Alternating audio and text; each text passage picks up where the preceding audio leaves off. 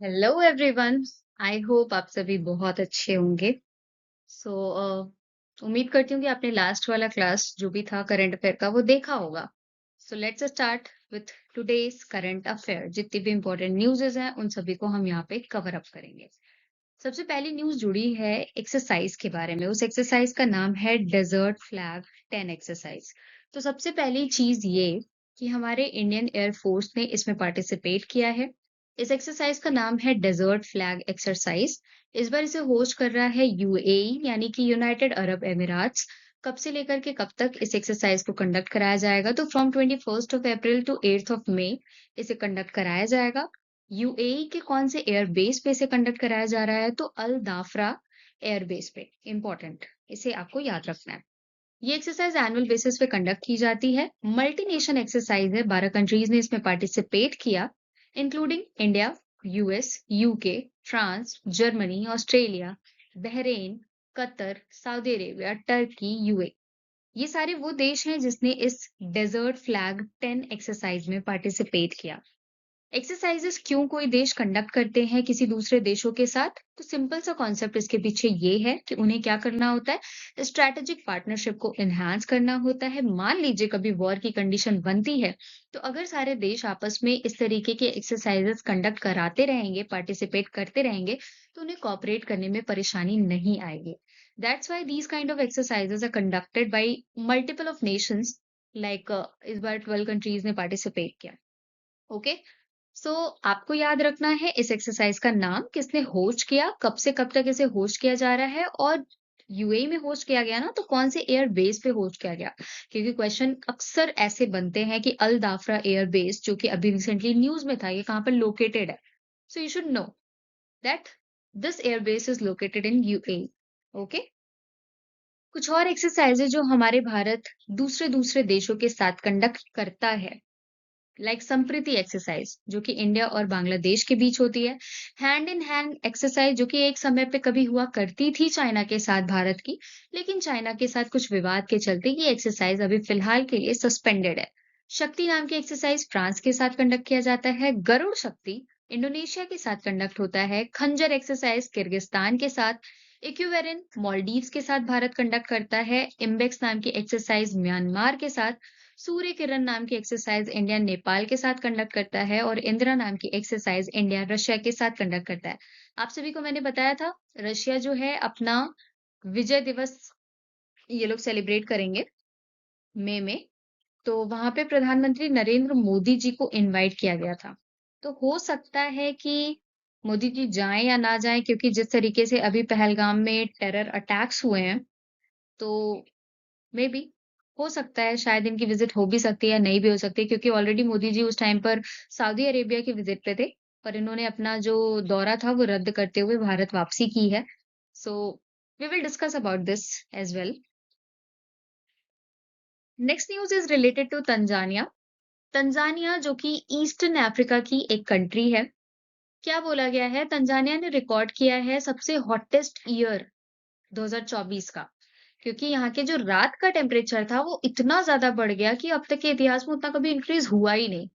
यहाँ पे यूजुअली जो एवरेज रात का टेम्परेचर होता है वो 24.3 डिग्री सेल्सियस होता है, और इसमें कितने परसेंट की इंक्रीमेंट, सॉरी कितना इंक्रीमेंट देखा गया है? 0.7% का। सोचो कितना ज्यादा इंक्रीज हो गया है ना।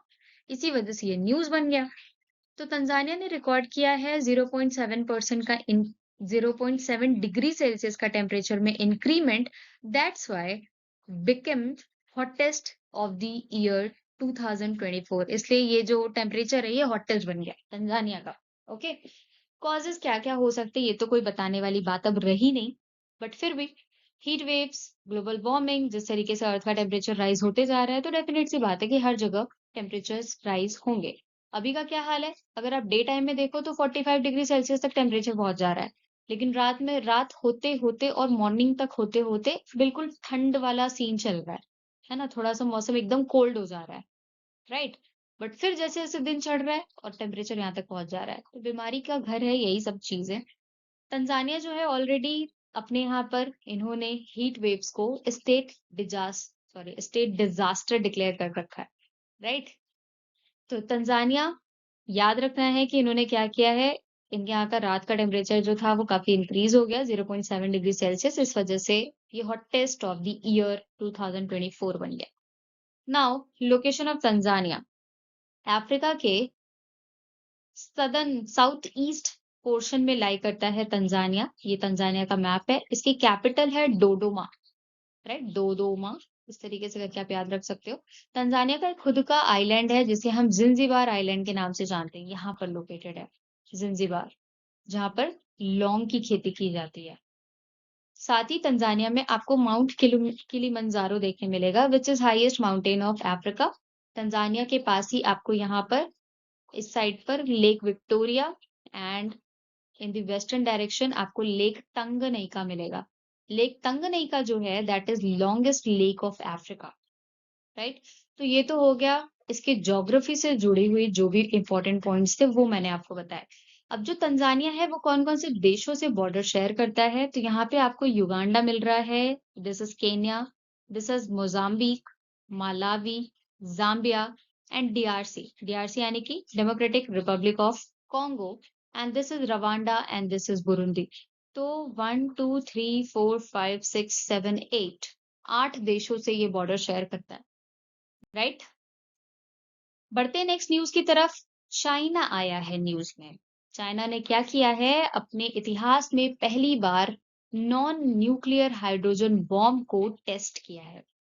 अब नॉन न्यूक्लियर का क्या मतलब है? यूजुअली जो बॉम्ब्स बनाए जाते हैं उनमें यूरेनियम या हाइड्रोजन का इस्तेमाल किया जाता है, लेकिन इस बार चाइना ने क्या किया है, इको फ्रेंडली बॉम्ब्स बनाए हैं। इसमें ना तो यूरेनियम का इसने इस्तेमाल किया है, ना तो हाइड्रोजन का इस्तेमाल किया है। इस बार क्या यूज किया है, इसमें मैग्नीशियम हाइड्राइड का इस्तेमाल किया है। ये एक सिल्वरी पाउडर्ड कंपाउंड होता है और कैपेसिटी इस बॉम्ब की 2 kg की है। कितनी एनर्जी ये रिलीज करेगा? 2 सेकंड में ये 1000 डिग्री सेल्सियस की हीट को जनरेट करेगा। और पहली बार है इतिहास में कि चाइना ने ऐसा कुछ क्रिएट किया है और पहली बार इसे टेस्ट किया है। And definitely this can be a game changer, है ना। चाइना ऐसी चीजें करता रहता है, कुछ ना कुछ टेक्नोलॉजी वाली चीजें करता रहता है। मीनवाइल हमारा इंडिया कुछ दूसरे चीजों में बिजी रहता है, पर चाइना डेवलपमेंट, कुछ नई नई टेक्निक्स, इन सब में ज्यादा फोकस करता है। Hydrogen bomb. हाइड्रोजन बॉम्ब में कौन सा प्रोसेस होता है? न्यूक्लियर फ्यूजन का। हाइड्रोजन बॉम्ब की खोज की थी एडवर्ड टेलर ने। न्यूक्लियर बॉम्ब में न्यूक्लियर फिजन होता है। फिजन मतलब टूटना, फ्यूजन मतलब जुड़ना, है ना। तो ये हो गई तो बॉम्ब की बात। तो आपको याद रखना है कि नॉन न्यूक्लियर हाइड्रोजन बॉम्ब किसने बनाया? तो चाइना ने बनाया है और चाइना ने टेस्ट भी कर लिया है। अगली न्यूज की तरफ चलते हैं। हमारे इंडिया की एक गर्ल, बंगाल की एक गर्ल जिनका नाम है सयोनी दास, ये वेस्ट बंगाल से बिलोंग करती हैं और इन्होंने क्रॉस किया है straight of Gibraltar, right. Straight क्या होते हैं? स्ट्रेट एक ऐसी जल संधि होती है जो कि दो लैंड मासेस को सेपरेट करता है और दो ओशियंस को आपस में कनेक्ट करने का काम करता है। तो स्ट्रेट ऑफ जिब्राल्टर किसे सेपरेट कर रहा है? ये स्पेन और मोरक्को को सेपरेट कर रहा है, यानी कि यूरोप को सेपरेट कर रहा है अफ्रीका से। दूसरे शब्दों में अगर आप कहो तो ये कहोगे, किसे कनेक्ट कर रहा है? तो ये मेडिटेरेनियन सी को अटलांटिक ओशन से कनेक्ट करने का काम कर रहा है।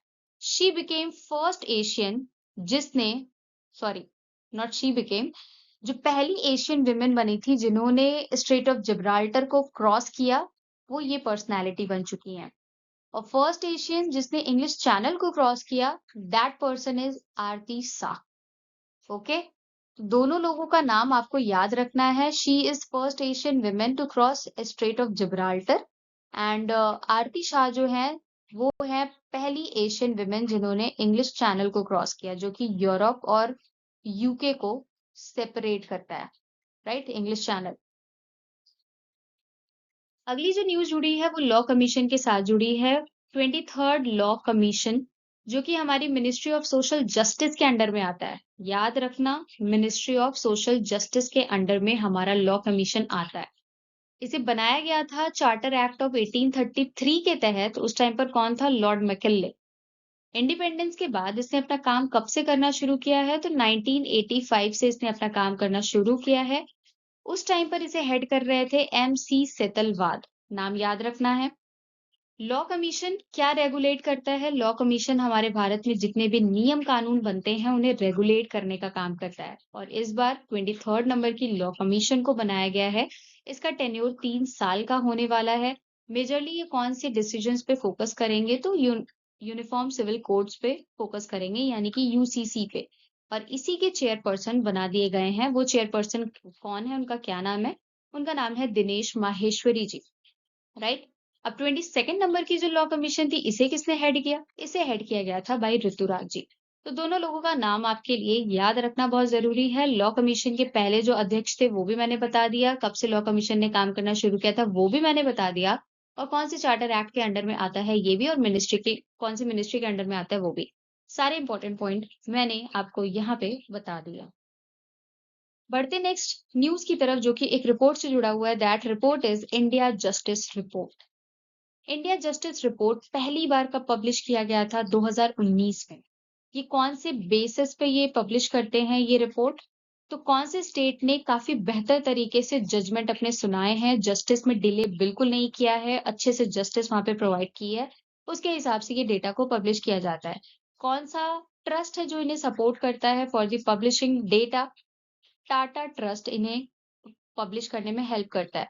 2025 में चौथा एडिशन इसका पब्लिश किया गया। तो अगर आप जस्टिस के केस में देखो तो नंबर 1 पे कौन सा स्टेट आता है भारत का? तो दैट स्टेट इज कर्नाटका, जो कि आपको डेफिनेटली याद रखना है।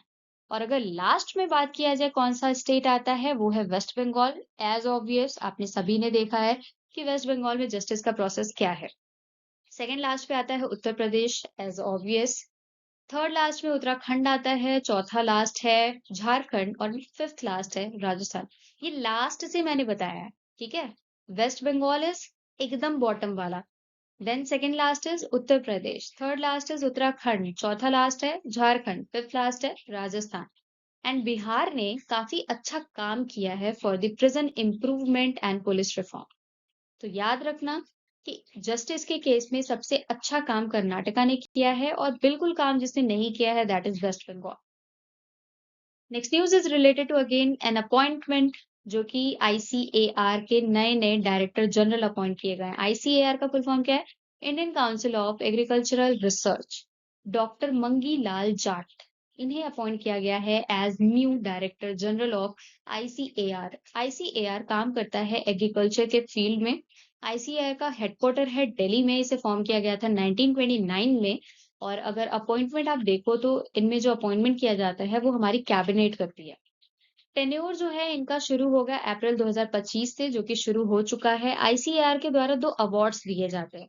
वो 2 अवार्ड कौन कौन से हैं? रफी अहमद अवार्ड और दूसरा है सरदार पटेल अवार्ड। आपको याद रखना है इसके डायरेक्टर जनरल जो अपॉइंट किए गए हैं उनका नाम मंगी लाल जाट। कहाँ इसका हेडक्वार्टर है, कब इसे बनाया गया, इनका अपॉइंटमेंट कौन करता है? हमारी cabinet. That's it. Next news is related to NISAR project. NASA plus ISRO, इन दोनों का कंबाइंड एक प्रोजेक्ट जो कि काफी टाइम से डिले पे डिले होता जा रहा था। फाइनली अब इसकी डेट आ चुकी है कि अब इसे जून में यानी कि जून 2025 में लॉन्च कर दिया जाएगा। लेट्स सी कब इसे लॉन्च करते हैं। अभी तो डेट दे दी गई है, लॉन्च किया जाएगा तो उसके बारे में भी पढ़ा जाएगा। और आप सभी को पता होगा एक्सियोम मिशन, जो कि नासा का मिशन है, जिसके तहत 4 लोगों को इंटरनेशनल स्पेस स्टेशन पर लेके जाया जाएगा। And the most proud thing of this mission is इसे लीड कर रहे हैं हमारे इंडियन एयरफोर्स के captain, that is Shubhanshu Shukla ji. मई में हो सकता है इसे भी लॉन्च कर दिया जाए, एक्सियोम 4 मिशन को, जिसमें टोटल 4 लोग जाने वाले हैं। एक भारतीय हैं शुभांशु शुक्ला जी, एंड यही लीड भी कर रहे हैं इस एक्सियोम 4 मिशन को। राइट, काफी प्राउड की बात है। अगला जो न्यूज है वो रिलेटेड है एआई करियर्स फॉर विमेन। हमारी ministry of skill development entrepreneurship, MSDE जिसे हम शॉर्टकट में कहते हैं, उसने माइक्रोसॉफ्ट के साथ मिल करके AI careers for women launch किया है। बेसिकली इसीलिए ताकि विमेन्स को और ज्यादा बढ़ावा दिया जा सके कि विमेन बढ़ चढ़कर हिस्सा लें, और जॉब्स क्रिएट की जा रही है अगर इनके द्वारा तो जॉब्स में पार्टिसिपेट करें। जेंडर गैप में ब्रिज करने का एक काम करेगा, क्योंकि मेल्स को हमेशा प्रायोरिटी दी जाती है काम करने की, फीमेल्स को भी इसके थ्रू दिया जाएगा। 22 को इस जो एआई करियर्स फॉर विमेन वाला जो पूरा एक स्कीम, एक इनिशिएटिव है, उसे लॉन्च किया गया। मिनिस्ट्री याद रखना आपके लिए इंपॉर्टेंट है कि ministry of skill development and entrepreneurship इसने माइक्रोसॉफ्ट के साथ मिलकर के ऐसा किया है। यहाँ पे आप डिटेल देख सकते हो। इनिशिएटिव का नाम है AI careers for women. MSDE और माइक्रोसॉफ्ट ने 22 अप्रैल 2025 को इसको लॉन्च किया गया। टारगेट क्या रखा गया? 20,000 विमेन्स को इसके थ्रू फायदा दिया जाएगा। ट्रेनिंग दी जाएगी 240 आवर्स की। साथ ही और आप क्या देख सकते हो, की ऑब्जेक्टिव क्या है? स्किल प्रोवाइड करना, लीडरशिप, इनोवेशन, डिजिटल इंक्लूजन। तो ये सारे कुछ इंपॉर्टेंट चीजें हैं जो कि विमेन्स को प्रोवाइड किए जाएंगे थ्रू दिस इनिशिएटिव। अगली news related to a day, that is world malaria day. Malaria day जो है वो पहली बार सेलिब्रेट किया गया था ईयर 2007 में। डब्ल्यूएचओ ने मलेरिया को पूरी तरीके से खत्म करने का टारगेट 2030 रखा है। इंडिया ने भी मलेरिया को खत्म करने का टारगेट 2030 रखा है। वेक्टर कौन होता है मलेरिया के लिए? तो फीमेल एनाफिलीज होती हैं, मच्छर, फीमेल वाली, जो कि काटती हैं और मलेरिया हो जाता है। 25 अप्रैल को हम लोग हर साल मलेरिया डे सेलिब्रेट करते हैं, वर्ल्ड मलेरिया डे। थीम क्या रखी गई है 2025 की? तो थीम है मलेरिया एंड्स विद अस, री इन्वेस्ट, री इमेजिन, री इग्नाइट। थीम याद रखना है, डेट याद रखना है, पहली बार कब सेलिब्रेट किया गया, इंडिया और डब्ल्यूएचओ का टारगेट क्या है, राइट। हमने अभी सेलिब्रेट किया था वर्ल्ड लिवर डे। कब सेलिब्रेट किया था? 19 अप्रैल को। हमने और कौन सा दिवस सेलिब्रेट किया है? हमने सेलिब्रेट किया है civil services day. Civil services day जो है वो सेलिब्रेट किया गया है 21 अप्रैल को। और हमने क्या सेलिब्रेट किया है? वर्ल्ड अर्थ डे। वर्ल्ड अर्थ डे हमने कब सेलिब्रेट किया है? 22 अप्रैल को। तो ये कुछ रीसेंट के डेज थे। और हमने क्या, हाँ एक और, पंचायती राज दिवस जो हमने कल ही पढ़ा है। पंचायती राज दिवस कब मनाया जाता है? ये मनाया जाता है 24 अप्रैल को। तो ये कुछ रीसेंट वाले डेज थे जो कि मैंने आपको यहाँ पे रिकॉल करा दिए। So that's it from today's news. I hope आप सभी को पसंद आएगा। पसंद आया तो सेशन को लाइक, शेयर और सब्सक्राइब चैनल को जरूर करें। आई होप ये आपके हेल्पफुल रह रहा होगा, ऐसी उम्मीद मैं करती हूँ। सो मिलते हैं कल के सेशन में। तब तक के लिए थैंक्स फॉर वॉचिंग।